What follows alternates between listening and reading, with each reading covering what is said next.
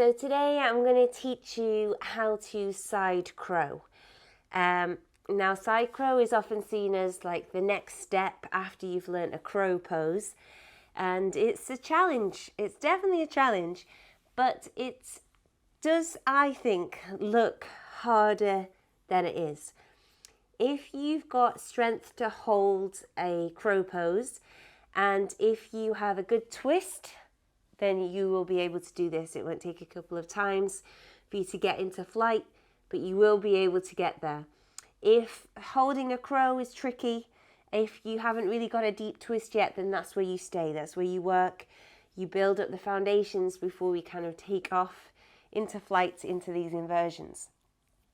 So I'm going to take you through a sequence to warm up the body. As always, we never go into these things cold. If you are warm already, by all means fast forward to the tips and tricks that I'm going to teach you to get into the pose. But if you want to have a little warm up with me, let's do so together. So come across the legs, and first of all, we're going to just take the shoulders around. So there's a lot of arm balances, or obviously a lot of strength in the upper body. So just get those shoulder joints moving forwards and backwards. Good, and then do full arm circles forwards.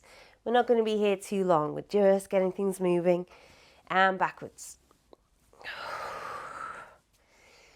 Really nice. Now, okay, first little twist. We're going to twist over to one side, taking the hand to the opposite knee, lengthening the spine and looking over the opposite shoulder.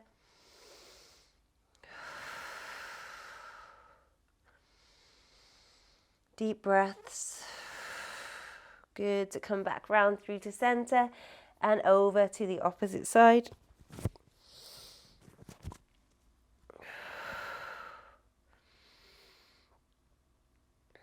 Good, and then one more over to the first side.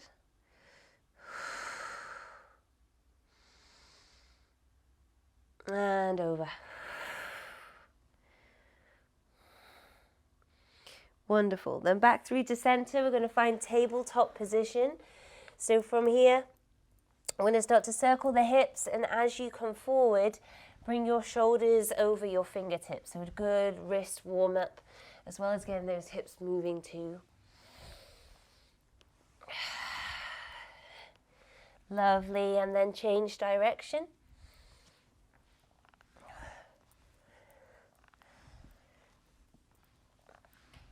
Good, and then come to find center. Let's do a couple of cat-cows. Inhale, exhale.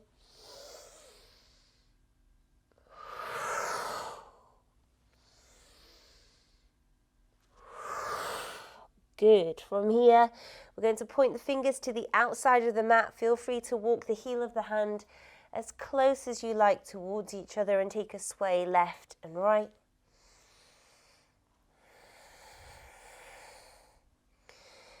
Wonderful, and then back through to center. We're going to turn, so now the fingertips are pointing all the way back to the knees. A gentle rock forward for a gentle rock back.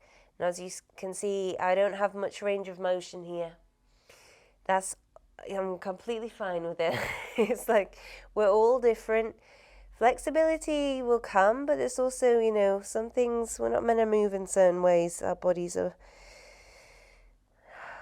definitely not allowing us that freedom in that range, and that's absolutely fine. We just want to stretch here across the forearm. Good, now rock forward to take the hands round the opposite way, fingertips pointing to the top, and now the back of the hand pushes down. You're going to reach the eye of the elbow to face in towards the opposite arm.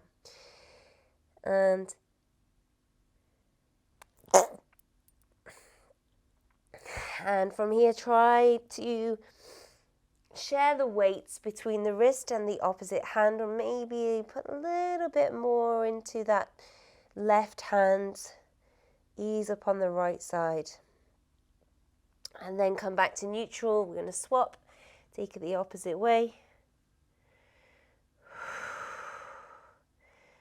Turn the eye of the elbow in.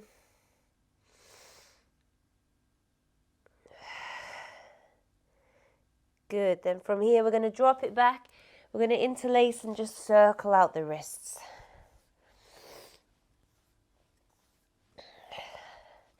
Nice, and a little shake. Wonderful. Okay, let's get the arms pumping a little bit here. Hold a plank for 5, 4, 3, 2, and 1. Drop to the knees. Chaturanga push-ups on the knees for 5, 4, 3, 2, and 1. Good. To a downward facing dog. Stretch it out. And we're going to take a twist here in our down dog. So take your left hand all the way to find that right ankle, right calf, and look underneath it. Nice twist. Getting a hamstring stretch as well. Good. And then through center, take it to the opposite side.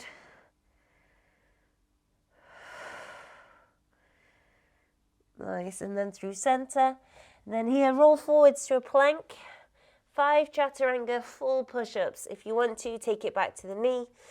And we go down and push up. 1, 2, 3, 4, 5. Nice. Down dog.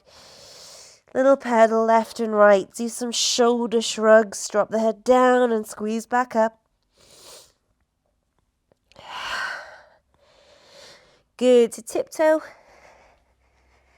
To bend the knees to find a chair pose. A little bit more twisting here. Draw the hands to prayer. I'm going to twist over to one side, any side, and really push the hands together. Keep squeezing the knees together. Don't let one knee slide higher than the other. Keep those knees in line, and then look over the shoulder.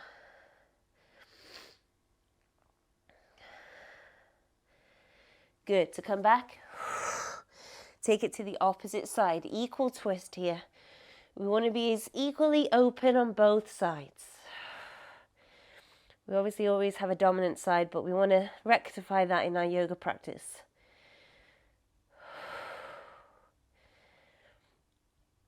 Good. To come all the way up with the arms, to then fold, and then here, take the feet back to a hip distance. And do a little sway, side to side.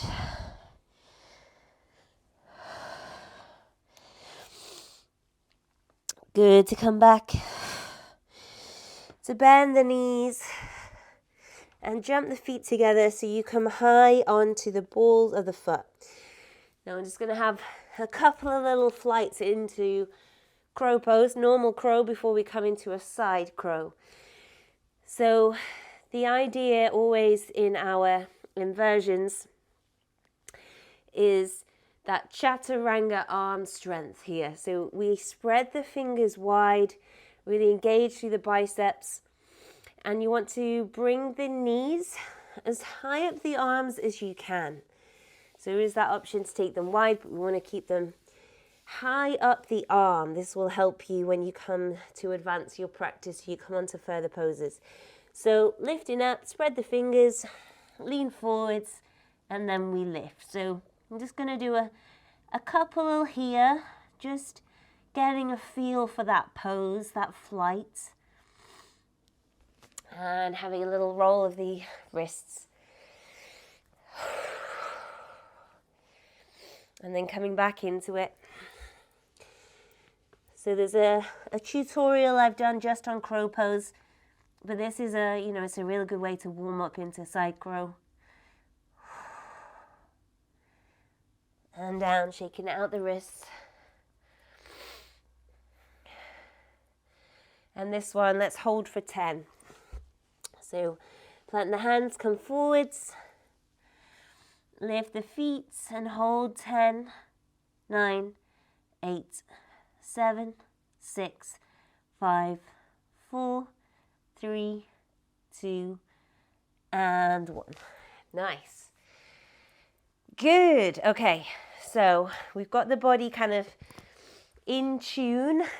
So we've used that real good setup of this is what we're going to do now. The body is aware. We're going to be using our arms. We're going to be twisting. We're going to be holding a balance. So All inversions are basically about counterbalance. So as you come forwards, the feet are then able to lift. If you don't come forwards enough, you're going to be fighting and the feet aren't going to be able to find this lift. And when we go into a balance, you always want to think about a float in. We never jump. If you jump, you're not really got the strength there to lift and you'll probably go too far over. You always want to find the counterbalance, the lean, so that the feet can then lift. So, I will show you first of all, and then I will talk you through the steps. So I'm here, I'm going to twist to the side. So normal crow, we're going to be coming forward, but here is a side crow. My knees are still going to stay forward, but I'm going to twist to the side. Then my counterbalance, I need to lean forwards for me to then lift the feet. And then here, I hold for 5, 4, 3, 2, and 1. Okay, to break that down a little bit, we start in the little squat. So you're right on the ball of the feet. I'm going to keep my torso to my thighs. Now everything's nice and compact. Look forwards and then a full 90-degree turn to the side. Now obviously you can do side crow both sides. We'll just stick with one to start with. And what you want to do is twist so much round that your front elbow, whether it's left or right, is able to hook to the knee. So you're getting it actually in front of the knee, to the thigh. If you're near the end, when you fly, this is going to happen. So it might be, if this is happening, you need to work more on your twists. So when you get further round in your twist, that's really going to hook in there. So this is where one elbow goes. The second elbow draws in towards the hip. Now, if you look at me now, if I went into it now, it's got nothing to grip. That's why when I'm twisting, I'm going to start to lift. So notice here I lift so that when I come forward, this elbow is going to then hook in towards the thigh. Now, you spread your fingers wide. Everything in the arms is like your chaturanga. So really strong. You want to keep the chest lifted and never look directly down. If you look completely down, you're going to do a forward roll, sideways roll. So you want to have that integrity in the arms to push and strong gaze to look forwards. So to twist, take it all the way around. Then here, I'm really squeezing knees together. Elbow's going to come in. I'm going to spread the fingers. Now as I lean forwards, I'm going to lift my hips slightly. Then I can look forwards, and begin to lift the legs. So the knee stacks on the knee, the foot on the foot, and I fly for 5, 4, 3, 2, and 1 to come down. So with these, it's always about having a play, taking a break, easing out the wrists. Having a play, taking a break, easing out the wrists. We never want to push too much. I'll show you to the opposite side. So here again, ball of the feet, torso on the thighs, leaning forwards, full rotation, 90 degrees here. Spread the fingers wide. I'm going to lean forwards. As I lean, I'm going to also lift my hips slightly so that the knee comes in towards that hip. And then lean, push, to then lower.